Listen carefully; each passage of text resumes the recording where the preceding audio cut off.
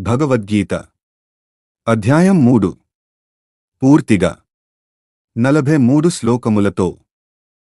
భగవద్గీత అధ్యాయం 3 కర్మయోగం. భగవద్గీత 3వ అధ్యాయం కర్మయోగం అని ప్రసిద్ధి. జ్ఞానం మంచిదా లేక కర్మ మంచిదా అనే సందేహంలో ఉన్న అర్జునుడికి శ్రీకృష్ణుడు ఈ అధ్యాయంలో స్పష్టమైన మార్గాన్ని చూపుతాడు. ఈ లోకంలో ఎవరూ కర్మల నుండి తప్పించుకోలేరు.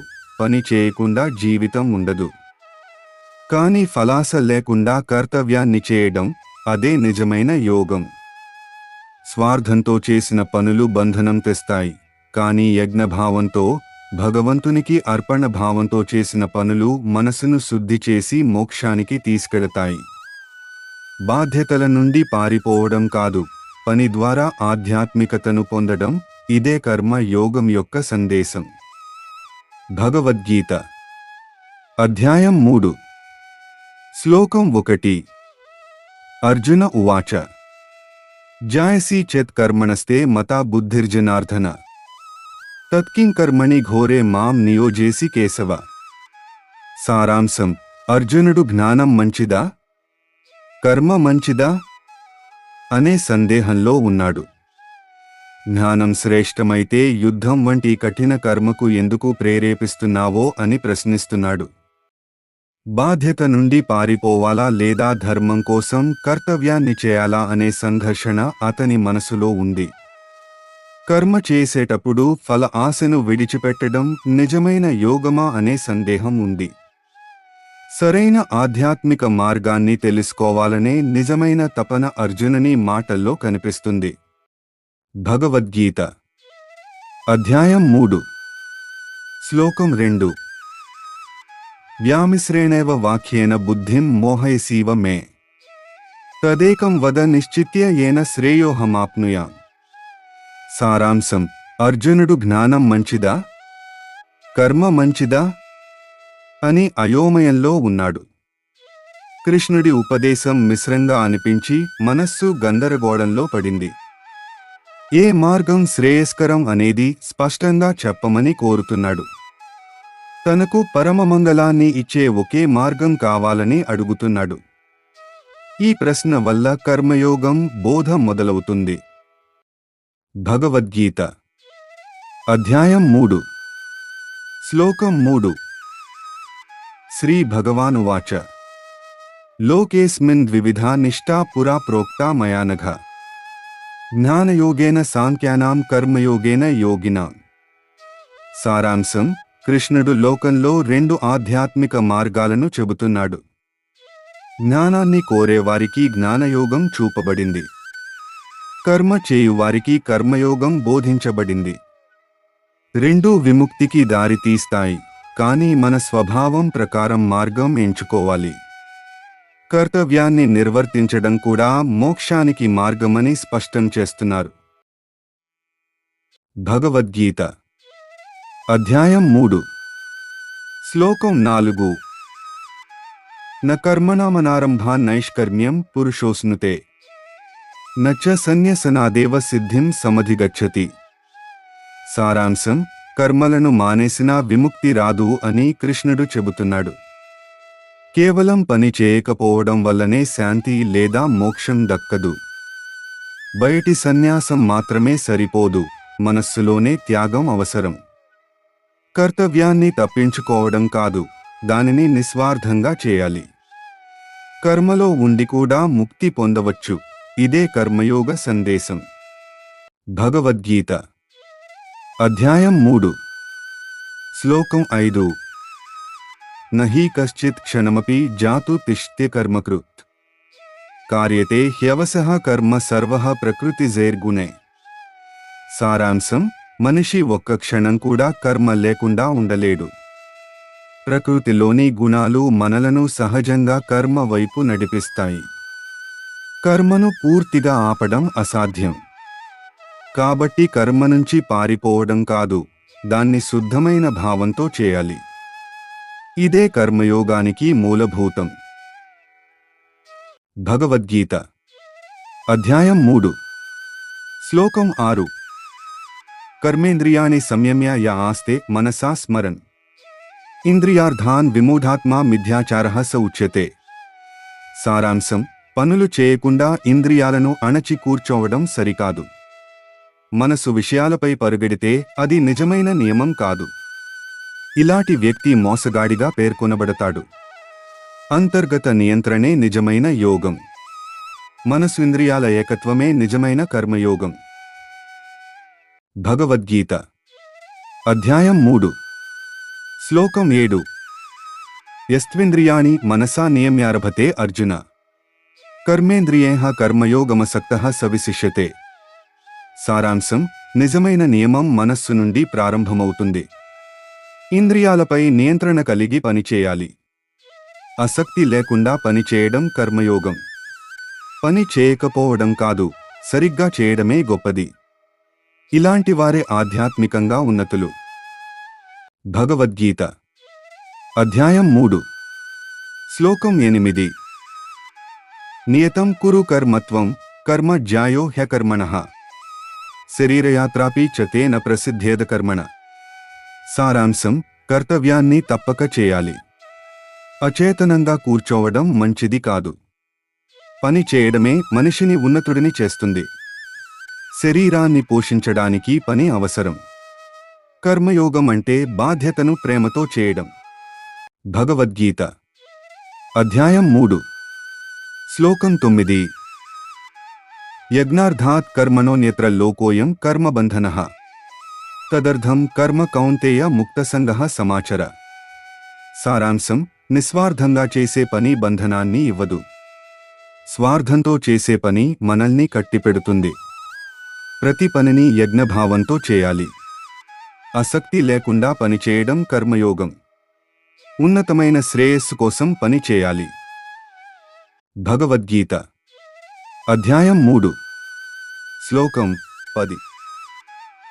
సహయజ్ఞాః ప్రజాః సృష్ట్వా పురోవాచ ప్రజాపతిః అనేన ప్రసవిష్యధ్వం ఏష వోస్త్విష్టకామధుక. సారాంశం: సృష్టి ఆరంభంలోనే యజ్ఞాన్ని మనుషులకు ఇచ్చారు. యజ్ఞం అంటే నిస్వార్థ సేవవే సమర్పణ భావం. ఈ భావంతో పనిచేస్తే జీవితం అభివృద్ధి చెందుతుంది. యజ్ఞం మన కోరికలను కూడా శుద్ధంగా నెరవేర్చుతుంది. సమర్పణ వే సేవతో కూడిన కర్మయే శ్రేష్టం. భగవద్గీత అధ్యాయం 3 శ్లోకం 11. దేవాన్ భావయతానేన తేభ్యో భవ్యంతు వః పరస్పరం పరస్పరం భావయంతః శ్రేయః పరమవాప్స్యత. సారాంశం: యజ్ఞం అంటే నిస్వార్థ కర్తవ్యానికి సూచకం. దాని ద్వారా దేవతలు, ప్రకృతి శక్తులు సంతోషిస్తారు. అవి మనకు కావలసిన ఫలాలను ఇస్తాయి. మనుషులు, ప్రకృతి పరస్పరం సహకరించాలి.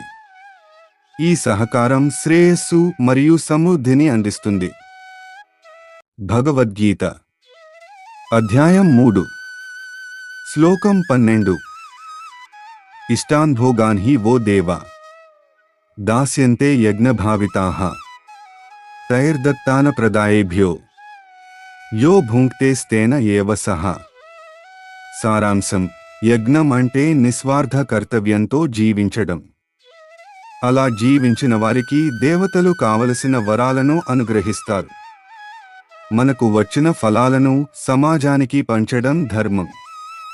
ఇచ్చిన దాన్ని తిరిగి ఇవ్వకుండా స్వార్థంగా ఆస్వాదించడం దోషం. స్వార్థంగా భోగించే వాడిని భగవద్గీత దొంగ అని చెప్పింది. భగవద్గీత అధ్యాయం 3 శ్లోకం 13. యజ్ఞశిష్టాసినః సంతో ముచ్యంతే సర్వకిల్బిషైః భుజ్యతే తే త్వఘం పాపాః యే పచంత్యాత్మకారణాత్. సారాంశం: యజ్ఞభావంతో భోజనం చేసేవారు పాపాల నుండి విముక్తి పొందుతారు. జీవితం నిస్వార్థతతో నడవాలి. స్వార్థం కోసం మాత్రమే చేసే క్రియలు దోషానికి దారితీస్తాయి. పంచుకోవడం, అర్పించడం ధర్మం. భోగం మాత్రమే కోరుకునే వారు పాప ఫలితాలను అనుభవిస్తారు. భగవద్గీత అధ్యాయం 3 శ్లోకం 14 అన్నాద్ భవంతి భూతాని పర్జన్యాద్ అన్నసంభవః యజ్ఞాద్ భవతి పర్జన్యో యజ్ఞః కర్మసముద్భవః. సారాంశం: జీవం అన్నంపైనే ఆధారపడింది. అన్నం వర్షం వల్ల లభిస్తుంది. వర్షం యజ్ఞం వల్ల ఏర్పడుతుంది. యజ్ఞం ధర్మపూర్వక కర్మల ఫలితం. కర్మ యజ్ఞం వర్షం అన్నం జీవం అనే చక్రాన్ని గీత వివరిస్తుంది. భగవద్గీత అధ్యాయం 3 శ్లోకం 15 కర్మ బ్రహ్మోద్భవం విద్యాత్ బ్రహ్మాక్షర సముద్భవం తస్మాత్ సర్వగతం బ్రహ్మ నిత్యం యజ్ఞే ప్రతిష్ఠితం. సారాంశం: అన్ని కర్మలు వేదాల నుండి ఉద్భవిస్తాయి. వేదాలు పరమాత్మ నుండి ఉద్భవిస్తాయి. అందువల్ల కర్మ దైవికమైనది, మనిషి సృష్టి కాదు. యజ్ఞ భావంతో చేసిన కర్మలోనే బ్రహ్మతత్వం స్థిరంగా ఉంటుంది. స్వార్థం లేకుండా చేసిన పని ఆధ్యాత్మిక పరమార్థాన్ని అందిస్తుంది. భగవద్గీత అధ్యాయం 3 శ్లోకం 16 ఏవం ప్రవర్తితం చక్రం నానువర్తయతిహ యః అఘాయురింద్రియారామో మోఘం పార్థ స జీవతి. సారాంశం: సృష్టి ధర్మం కర్మచక్రంతో నడుస్తుంది. ఆ కర్మచక్రాన్ని అనుసరించకపోవడం అధర్మం. ఇంద్రియ సుఖాల్లో మునిగిన జీవితం పాపమయం. కర్తవ్యాన్ని విస్మరించిన జీవితం వ్యర్థం. ధర్మబద్ధమైన కర్మే నిజమైన జీవనార్థం. భగవద్గీత అధ్యాయం 3 శ్లోకం 17 యస్త్వాత్మరతిరేవ స్యాదాత్మతృప్త్యః మానవః ఆత్మన్యేవ చ సంతుష్టస్తస్య కార్యం న విద్యతే. సారాంశం: ఆత్మలోనే ఆనందాన్ని పొందినవాడు ఆత్మరతి. తనలోనే తృప్తి చెందినవాడు బాహ్య ఆశలకు అతీతుడు. ఆత్మసంతుష్టుడైనవాడు బంధన కర్మలకు లోబడడు. అతనికి విధిగా చేయవలసిన కర్తవ్యాలు ఉండవు. ఆత్మజ్ఞానం పరమ స్వేచ్ఛకు దారి తీస్తుంది. భగవద్గీత అధ్యాయం 3 శ్లోకం 18 నైవ తస్య కృతేనార్థో నా కృతేనేహ కశ్చన న చాస్య సర్వభూతేషు కశ్చిదర్ధవ్యపాశ్రయ. సారాంశం: ఆత్మసంతుష్టుడైన వాడికి కర్మ వల్ల లాభం ఉండదు. కర్మ చేయకపోయినా అతనికి నష్టం ఉండదు. అతడు ఫలితాల కోసం కర్మ చేయడు. ఏ జీవిపై కూడా అతనికి ఆధారం ఉండదు. ఆత్మనిర్భరతే అతని స్థితి. భగవద్గీత అధ్యాయం 3 శ్లోకం 19 తస్మాదసక్తః సతతం కార్యం కర్మ సమాచర అసక్తో హ్యాచరన్ కర్మ పరమాప్నోతి పూరుషః. సారాంశం: కాబట్టి ఆసక్తి లేకుండా కర్తవ్య కర్మ చేయాలి. కర్మను విడిచిపెట్టమని కృష్ణుడు చెప్పలేదు. ఫలాసక్తి లేనిదే నిజమైన కర్మయోగం. అలాంటి కర్మ ద్వారా శ్రేష్ఠ స్థితి లభిస్తుంది. ఆసక్తి త్యాగమే మోక్షానికి మార్గం. భగవద్గీత అధ్యాయం 3 శ్లోకం 20 కర్మణేవ హి సంసిద్ధిమాస్థితా జనకాదయః లోకసంగ్రహమేవాపి సంపశ్యన్ కర్తుమర్హసి. సారాంశం: జనక మహారాజు వంటి మహానుభావులు కర్మ ద్వారానే సిద్ధి పొందారు. వారు కర్మను విడిచిపెట్టలేదు, ధర్మంగా ఆచరించారు. లోకానికి మార్గదర్శకంగా ఉండేందుకు కర్మ చేశారు. కర్తవ్య కర్మ సమాజానికి శ్రేయస్సు కలిగిస్తుంది. కాబట్టి నీవు కూడా లోకహితాన్ని దృష్టిలో ఉంచుకుని కర్మ చేయాలి. భగవద్గీత అధ్యాయం 3 శ్లోకం 21 యద్యదాచరతి శ్రేష్టస్తత్తదేవేతరో జనః స యత్ప్రమాణం కురుతే లోకస్తదనువర్తతే. సారాంశం: గొప్పవారు చేసే కార్యాలే ఇతరులకు ఆదర్శం. వారి ప్రవర్తనను సమాజం సహజంగా అనుసరిస్తుంది. నాయకుల కర్మలు లోకానికి దారి చూపుతాయి. మాటల కంటే చర్యలే గొప్ప ఉపదేశం. ధర్మబద్ధమైన జీవితం ప్రపంచాన్ని మార్చగలదు. భగవద్గీత అధ్యాయం 3 శ్లోకం నమే పార్థాస్తి కర్తవ్యం త్రిషు లోకేషు కించన నానవాప్తమవాప్తవ్యం వర్త ఏవ చ కర్మణి. సారాంశం: శ్రీకృష్ణుడు తనకు చేయవలసిన కర్తవ్యం ఏదీ లేదని చెబుతున్నాడు. 3 లోకాలలో ఆయనకు పొందవలసింది ఏమీ లేదు. అయినా కూడా ఆయన కర్మలో నిమగ్నుడై ఉంటాడు. ఇది లోకానికి ఆదర్శంగా నిలుస్తుంది. బాధ్యతతో కర్మ చేయడం గొప్ప బోధ. భగవద్గీత అధ్యాయం 3 శ్లోకం యది హ్యహం న వర్తేయం జాతు కర్మణ్యతంత్రిత మమ వర్త్మానువర్తంతే మనుష్యాః పార్థ సర్వశః. సారాంశం: శ్రీకృష్ణుడు కర్మ చేయకపోతే లోకం తప్పుదారి పడుతుందని చెబుతున్నాడు. ప్రజలు ఆయన మార్గాన్నే అనుసరిస్తారు. నాయకుల ప్రవర్తనే సమాజాన్ని ప్రభావితం చేస్తుంది. కర్మలో అలసత్వం వినాశనానికి దారి తీస్తుంది. ధర్మరక్షణ కోసం కర్మ అవసరం. భగవద్గీత అధ్యాయం 3 శ్లోకం ఉత్సీదేయురిమే లోకా న కుర్యాం కర్మ చేదహం సంకరస్య చ కర్తా స్యాం ఉపహన్యామిమాః ప్రజాః. సారాంశం: నేను కర్మ చేయకపోతే లోకం నాశనమవుతుంది. సమాజంలో అవ్యవస్థ పెరుగుతుంది. వర్ణసంకరానికి కారణమవుతుంది. ప్రజలకు హాని జరుగుతుంది. లోకహితార్థమే కర్మ చేయాలి. భగవద్గీత అధ్యాయం 3 శ్లోకం సక్తాః కర్మణ్య విద్వాంసో యథా కుర్వంతి భారత కుర్యాద్ విద్వాంస్తథా సక్శ్చికీర్షుర్లోక సంగ్రహం. సారాంశం: అజ్ఞానులు ఫలాసక్తితో కర్మ చేస్తారు. జ్ఞానులు ఆసక్తి లేకుండానే కర్మ చేయాలి. లోకహితాన్ని దృష్టిలో పెట్టుకుని పనిచేయాలి. జ్ఞానుల కర్మ ప్రజలకు మార్గదర్శకం. లోక సంగ్రహమే కర్మయోగ లక్ష్యం. భగవద్గీత అధ్యాయం 3 శ్లోకం 26 న బుద్ధిభేదం జనయేదజ్ఞానాం కర్మసంగినాం జోషయేత్ సర్వకర్మాణి విద్వాన్ యుక్తః సమాచరన్. సారాంశం: జ్ఞాని అజ్ఞానుల బుద్ధిని కలవరపెట్టకూడదు. తానే కర్మలను యోగభావంతో ఆచరించాలి. ఉపదేశం కంటే ఆచరణే శ్రేష్టం. తన ప్రవర్తనతోనే మార్గం చూపాలి. ఇదే లోకహితానికి మార్గం. భగవద్గీత అధ్యాయం 3 శ్లోకం 27 ప్రకృతేః క్రియమాణాని గుణైః కర్మాణి సర్వశః అహంకార విమూఢాత్మ కర్తాహమితి మన్యతే. సారాంశం: అన్ని కర్మలు ప్రకృతి గుణాల వల్లనే జరుగుతాయి. మనిషి కేవలం సాధన మాత్రమే. అహంకారం వల్ల నేనే కర్తను అనే భావన కలుగుతుంది.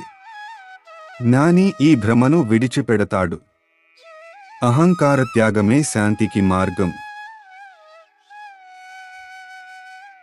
భగవద్గీత అధ్యాయం 3 శ్లోకం 28 తత్వవిత్తు మహాబాహో గుణకర్మ విభాగయో గుణాగుణేషు వర్తంత ఇతి మత్వా న సజ్జతే. సారాంశం: జ్ఞాని గుణాలు కర్మల తత్వాన్ని తెలుసుకుంటాడు. గుణాలే గుణాలలో పనిచేస్తున్నాయని గ్రహిస్తాడు. తాను కర్తననే భ్రమలో ఉండడు. కర్మల పట్ల ఆసక్తి చెందడు. ఇదే ముక్తికి మార్గం.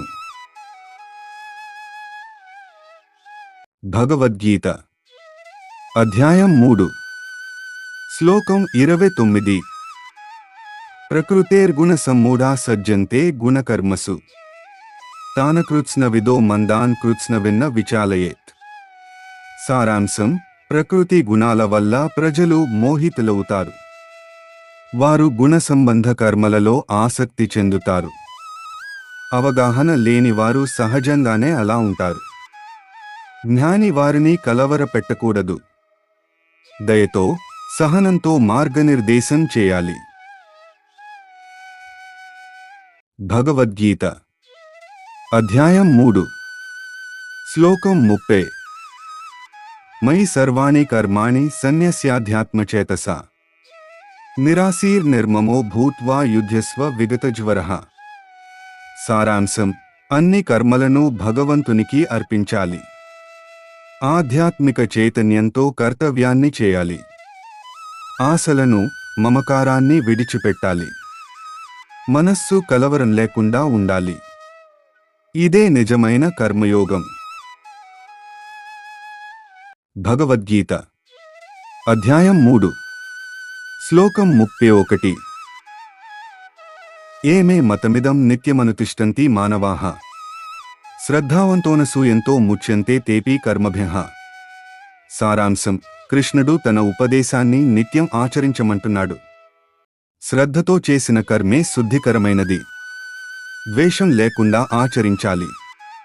అహంకారం లేని కర్మ విముక్తికి దారితీస్తుంది. కర్మయోగం మోక్షానికి మార్గం. భగవద్గీత అధ్యాయం 3 శ్లోకం 32 ఏ త్వేతదభ్యసూయంతో నానుతిష్టంతి మే మతం సర్వజ్ఞాన విమూఢాంస్తాన్ విద్ధి నష్టాన చేతసః. సారాంశం: కృష్ణుని ఉపదేశాన్ని తిరస్కరించకూడదు. ద్వేషభావం ఆధ్యాత్మిక పతనానికి కారణం. అహంకారం జ్ఞానాన్ని మసకబారుస్తుంది. ఉపదేశాన్ని ఆచరించని వారు మోహంలో ఉంటారు. శ్రద్ధే కర్మయోగానికి మూలం. భగవద్గీత అధ్యాయం 3 శ్లోకం 33 సదృశం చేష్టతే స్వస్యాః ప్రకృతేర్జ్ఞానవానపి ప్రకృతిం యాంతి భూతాని నిగ్రహః కిం కరిష్యతి. సారాంశం: ప్రకృతి ప్రభావం అందరిపై ఉంటుంది. జ్ఞానికి స్వభావం ప్రభావితం చేస్తుంది. బలవంతపు నియంత్రణ ఫలితం ఇవ్వదు. ప్రకృతిని శుద్ధి చేయాలి, అణచివేయకూడదు. క్రమమైన సాధనతో స్వభావం మారుతుంది. భగవద్గీత అధ్యాయం 3 శ్లోకం 34 ఇంద్రియస్యేంద్రియస్యార్థే రాగద్వేషౌ వ్యవస్థితౌ తయోర్న వశమాగచ్చేత్తో హ్యస్య పరిపంథినౌ. సారాంశం: రాగ ద్వేషాలు సహజమైనవే, కానీ వాటికి లోబడకూడదు. అవే సాధనకు ప్రధాన అడ్డంకులు. వివేకంతో ఇంద్రియ నియంత్రణ అవసరం. సమత్వమే కర్మయోగ లక్ష్యం. భగవద్గీత అధ్యాయం 3 శ్లోకం 35 శ్రేయాన్ స్వధర్మో విగుణః పరధర్మాత్ స్వనుష్ఠితాత్ స్వధర్మే నిధనం శ్రేయః పరధర్మో భయావహః. సారాంశం: స్వధర్మమే జీవిత మార్గం. లోపాలున్నా స్వధర్మం శ్రేయస్కరం. ఇతరుల మార్గాన్ని అనుకరించవద్దు. స్వధర్మంలో నిలకడ అవసరం. కర్మయోగం స్వధర్మంతో ప్రారంభమవుతుంది. భగవద్గీత అధ్యాయం 3 శ్లోకం 36 అర్జునుడు ఉవాచ అథ కేన ప్రయుక్తోయం పాపం చరతి పూరుషః అనిచ్ఛన్నపి వార్ష్ణేయ బలాదివ నియోజితః. సారాంశం: ఈ శ్లోకంలో అర్జునుడే మాట్లాడుతున్నాడు.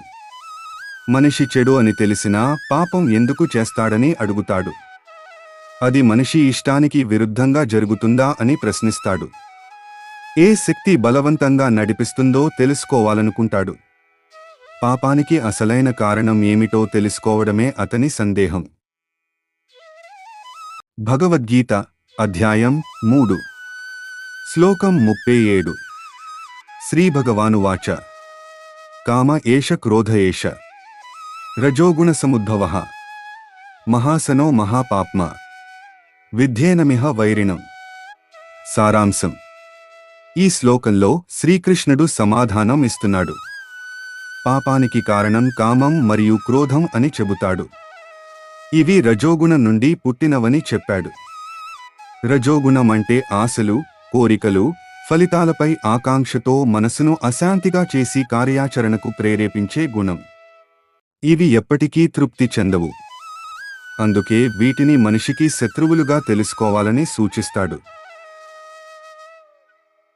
భగవద్గీత అధ్యాయం 3 శ్లోకం 38 ధూమేనావ్రియతే వహ్నః యథాదర్శో మలేన చ యథోల్బేనావృతో గర్భః తథా తేనేదమావృతం.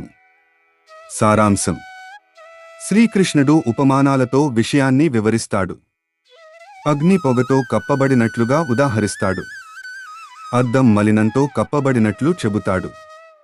గర్భం పొరతో కప్పబడినట్లే జ్ఞానం కప్పబడుతుంది. కామం వల్ల మనిషి జ్ఞానం ఆవరించబడుతుంది.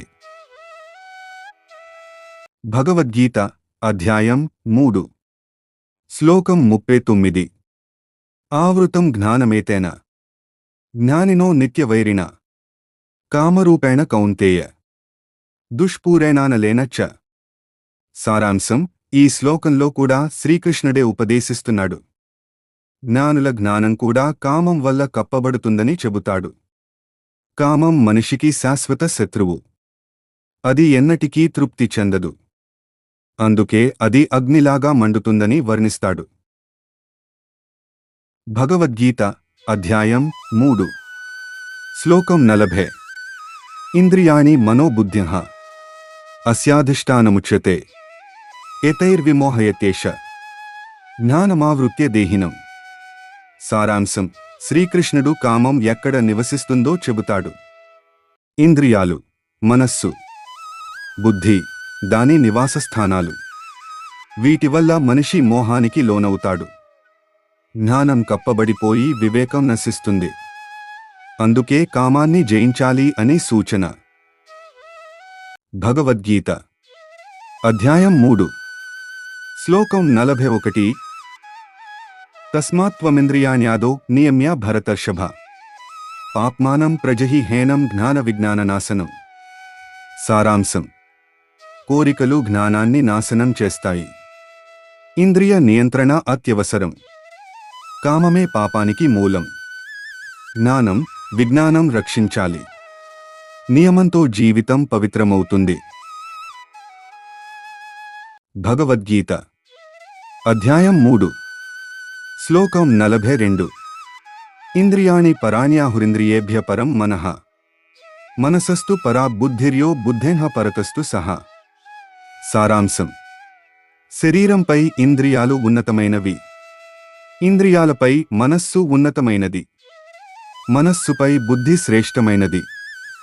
బుద్ధికి మించి ఆత్మ ఉన్నది. ఆత్మదే నిజమైన ఆధిపత్యం. భగవద్గీత అధ్యాయం 3 శ్లోకం 43 ఏవం బుద్ధేః పరం బుద్ధ్వా సంస్థభ్యాత్మానమాత్మనా జహి శత్రుం మహాబాహో కామరూపం దురాసదం.